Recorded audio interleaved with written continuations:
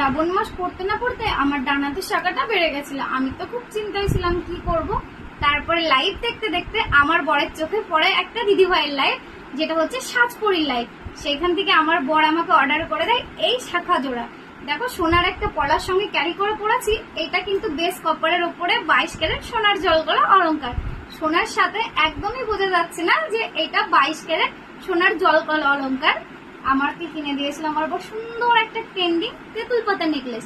দেখো কত সুন্দর লাগছে, বোঝাই যাচ্ছে না। আমি আমার সোনার এই মঙ্গলসূত্রটার সঙ্গে ক্যারি করেছি। তোমরা কিন্তু জানাতে ভুলো না আমাকে কেমন লাগছে। আর হ্যাঁ, দিদিভাইয়ের পেজটা কিন্তু এখানে মেনশন করে দেবো। তোমরা যদি পুজোতে আমার মতো এত সুন্দর করে সাজতে চাও, অবশ্যই কিন্তু দিদিভাইয়ের পেজটা তোমরা ভিজিট করো। আর হ্যাঁ, তোমাদের যদি নাম্বারও লাগে আমাকে কমেন্ট করে দিদিভাইয়ের নাম্বার আমি প্রোভাইড করে দেবো। তো আমার এই দেখছি ওভারঅল লুকটা। আর এটা হচ্ছে আমার বর আমাকে ওর খুবই পছন্দের একটা জিনিস, তাই কিনে দিয়েছে। কেমন লাগছে আমাকে কিন্তু তোমরা জানাতে ভুলো না। আর হ্যাঁ দিদিভাই, তুমিও কিন্তু বলো তোমার মিষ্টি বোনকে কেমন লাগছে। তো বাই, সবাই কিন্তু কমেন্ট করতে ভুলো না।